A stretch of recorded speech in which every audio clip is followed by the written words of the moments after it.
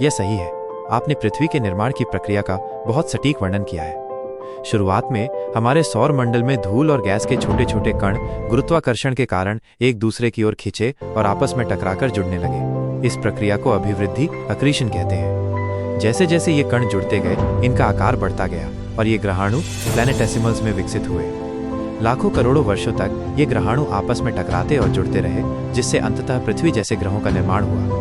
इस निरंतर टक्कर और गुरुत्वाकर्षण के खिंचाव से उत्पन्न अत्यधिक गर्मी के कारण शुरुआती पृथ्वी वास्तव में एक पिघली हुई गेंद थी, जिसमें भारी तत्व जैसे लोहा और निकल केंद्र की ओर डूब गए और हल्के तत्व जैसे सिलिकेट ऊपर की ओर तैरते रहे।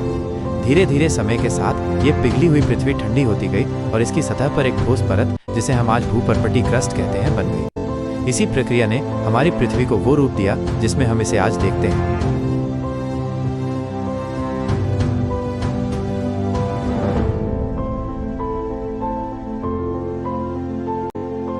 ये जानकारी भी पूरी तरह से सही और सटीक है। आपने पृथ्वी के इतिहास के दो बहुत ही महत्वपूर्ण पहलुओं को छुआ है। एक, पृथ्वी की आयु। रेडियोमेट्रिक डेटिंग, विशेषकर यूरेनियम लेड डेटिंग जैसी तकनीकों का उपयोग करके वैज्ञानिक पृथ्वी की आयु लगभग 4.54 बिलियन वर्ष 454 करोड़ वर्ष निर्धारित करने में सक्षम हुए हैं। ये डेटिंग उल्का पिंडों और चंद्रमा की चट्टानों पर की गई है, जिनके बारे में माना जाता है कि उनका निर्माण सौर मंडल के शुरुआती चरणों में पृथ्वी के साथ ही हुआ था। 2, जीवन का विकास और उसका प्रभाव। यह बिल्कुल सही है कि पृथ्वी के इतिहास के पहले अरब वर्षों के भीतर, यानी लगभग 3.8 से 4 बिलियन वर्ष पहले के आसपास, महासागरों में जीवन की उत्पत्ति हुई। सबसे शुरुआती जीवन रूप संभवतः सरल एक कोशिकीय अवायुजीवी अनाएरोबिक जीव थे, जिसका अर्थ है कि उन्हें जीवित रहने के लिए ऑक्सीजन की आवश्यकता नहीं थी। इन शुरुआती जीवों, विशेष रूप से साइनोबैक्टीरिया जैसे प्रकाश संश्लेषक जीवों ने धीरे धीरे पृथ्वी के वायुमंडल में ऑक्सीजन छोड़ना शुरू कर दिया। इस प्रक्रिया को महान ऑक्सीकरण घटना, ग्रेट ऑक्सीडेशन इवेंट के रूप में जाना जाता है, जो लगभग 2.4 बिलियन वर्ष पहले हुई थी। वायुमंडल में ऑक्सीजन के बढ़ने से अवायुजीवी जीवों के लिए वातावरण कठोर हो गया और इसने नए वायुजीवी एरोबिक जीवों के विकास का मार्ग प्रशस्त किया, जिन्हें जीवित रहने के लिए ऑक्सीजन की आवश्यकता होती है। इस प्रकार जीवन ने स्वयं पृथ्वी के वायुमंडल और सतह को मौलिक रूप से बदल दिया, जिससे आज हम जिस जीवमंडल को देखते हैं उसका विकास संभव हो पाया।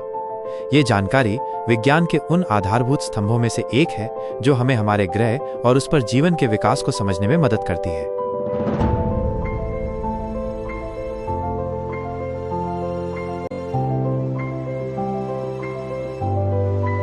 यह एक उत्कृष्ट सारांश है जिसमें आधुनिक विज्ञान जीवन की उत्पत्ति, अबायोजेनेसिस को कैसे देखता है, इसे स्पष्ट रूप से बताया गया है। आपकी बात को विस्तार से समझते हैं। एक, रासायनिक विकास, केमिकल एवोल्यूशन। आधुनिक वैज्ञानिक समुदाय का मानना है कि जीवन की उत्पत्ति किसी जादुई घटना से नहीं, बल्कि एक जटिल रासायनिक प्रक्रिया के माध्यम से हुई थी। इस प्रक्रिया में शुरुआती पृथ्वी पर मौजूद सरल अकार्बनिक अणु जैसे पानी, मीथेन, अमोनिया, हाइड्रोजन सल्फाइड आदि ऊर्जा स्रोतों जैसे बिजली, ज्वालामुखी गतिविधि, यूवी विकिरण के प्रभाव में प्रतिक्रिया करके सरल जैव कार्बनिक अणु, सिंपल ऑर्गेनिक मॉलिक्यूल्स जैसे अमीनो एसिड, न्यूक्लियोटाइड, शर्करा और वसा अम्ल का निर्माण किया। मिलर यूरे प्रयोग, मिलर यूरे एक्सपेरिमेंट जैसे प्रयोगों ने इस संभावना को दर्शाया है। इसके बाद ये सरल जैव कार्बनिक अणु आपस में जुड़कर जटिल बहुलक, कॉम्प्लेक्स पॉलीमर्स जैसे प्रोटीन, अमीनो एसिड से, न्यूक्लिक एसिड, न्यूक्लियोटाइड से जैसे डीएनए और आरएनए का निर्माण किया। अगले चरण में इन जटिल अणुओं ने स्वयं प्रतिकृति, सेल्फ रेप्लिकेशन की क्षमता विकसित की, संभवतः आरएनए वर्ल्ड हाइपोथेसिस के माध्यम से, क्योंकि आरएनए आनुवंशिक जानकारी को संग्रहित कर सकता है और एंजाइमेटिक गतिविधि राइबोजाइम भी कर सकता है। अंततः ये अणु एक साथ मिलकर झिल्ली से घिरे समूह, मेम्ब्रेन बाउंड एग्रीगेट्स या प्रोटोसेल बनाए, जो अपने आंतरिक वातावरण को बाहरी वातावरण से अलग कर सकते थे। यह अलगाव रासायनिक प्रतिक्रियाओं को केंद्रित करने और दक्षता बढ़ाने के लिए महत्वपूर्ण था। ये प्रक्रिया निरंतर चलती रही, जिससे निर्जीव रासायनिक पदार्थों से धीरे धीरे जीवित तत्वों का निर्माण हुआ, जिनमें चयापचय, स्वयं प्रतिकृति और विकास करने की क्षमता थी। 2, जीवाश्म प्रमाण, फॉसिल एविडेंस। आपकी ये बात बिल्कुल सही है कि पृथ्वी पर जीवन के प्रमाण विभिन्न भूवैज्ञानिक कालों से जीवाश्मों के अवशेषों के रूप में प्राप्त हुए हैं। सबसे पुराने ज्ञात जीवाश्म लगभग 3.5 से 3.8 अरब वर्ष पुराने हैं, जो माइक्रोबियल मैट, स्ट्रोमैटोलाइट्स और जीवाणु जैसी संरचनाओं के रूप में पाए गए हैं।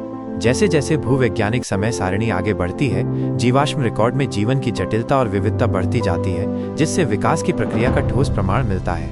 इन जीवाश्मों का अध्ययन जीवाश्म विज्ञान पेलियोंटोलॉजी कहलाता है और ये पृथ्वी पर जीवन के इतिहास को समझने में हमारी मदद करता है। संक्षेप में, आधुनिक विज्ञान जीवन को एक ऐसी प्रक्रिया के रूप में देखता है जो निर्जीव पदार्थ से शुरू हुई और धीरे धीरे रासायनिक जटिलता के माध्यम से विकसित होकर आज हम जिस जीव मंडल को देखते हैं उसका निर्माण हुआ। जीवाश्म रिकॉर्ड इस यात्रा का एक मूर्त और विश्वसनीय प्रमाण प्रदान करता है।